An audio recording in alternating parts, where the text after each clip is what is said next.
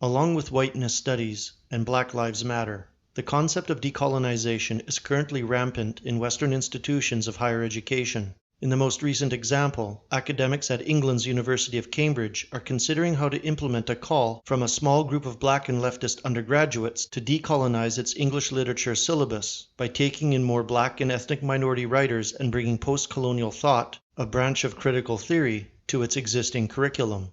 Seen in the context of similar agitation at Yale last year, ongoing reforms in South Africa, the removal of portraits of white founders from King's College London, and attacks on statues of prominent white historical figures in the US, the decolonization effort is clearly part of an escalating craze for removing white presence and reducing white space throughout the West.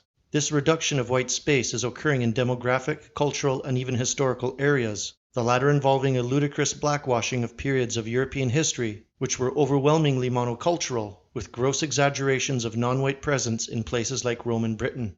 Today, white nations are being demonstrably colonized by non-whites. White culture is increasingly marginalized or dismissed as non-existent, while white history is being rewritten to support and advance the agenda of contemporary multiculturalism. Whites are thus abused as colonizers while simultaneously being subjected to an unprecedented and multifaceted colonization. This jarring incongruence between rhetoric and reality requires an interrogation of what is meant by terms such as colonize, empire, and even genocide, particularly in regard to the political uses they have come to acquire, and also an interrogation of what we understand by historical processes of colonization.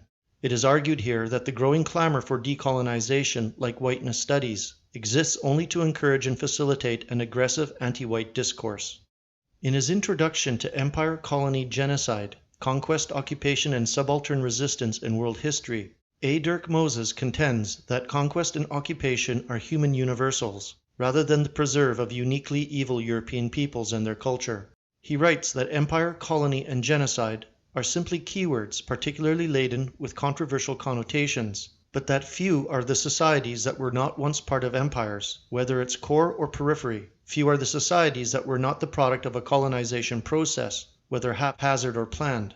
Despite this universal presence of conquest, displacement, and domination in human history, Moses notes that the usage of the terminology of these themes has come to focus inordinately on the recent European past. When utilizing these keywords, then, modern ethnic activists strategically take the European expansionism of the 19th century as their starting point, excluding many prior centuries during which non-white participation in conquest, slavery, expansion, and imperialism was at least equally in evidence.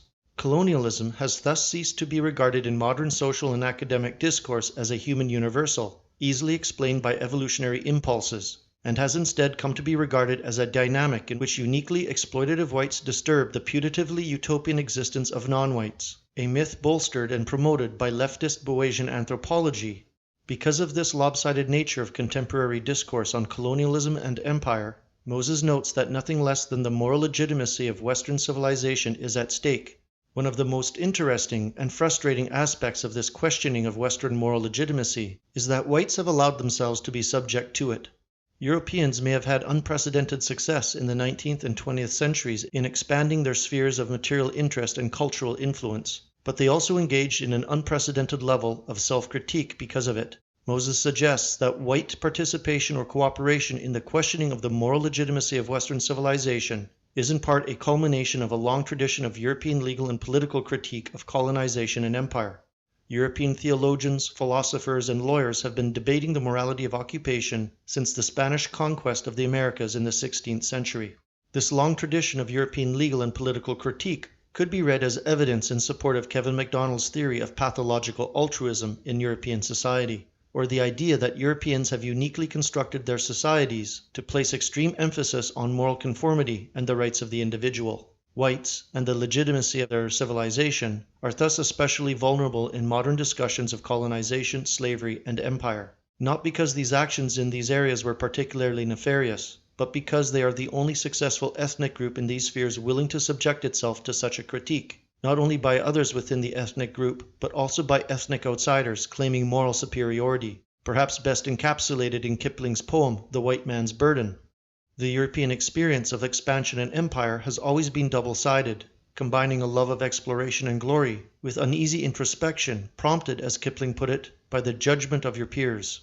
Of course, one of the main reasons for our contemporary aversion to colonialism is that the collapse of empire has been catastrophic for us as a people, not in terms of lost resources, but because we immediately became subject to reverse colonization. Although accelerated by hostile alien influences, it remains indisputable that Europeans conducted their empires, particularly in their later bureaucratic stages, in accordance with the principle that the colonized acquired a status nominally indistinct from each other as well as the conquering national ethnic group.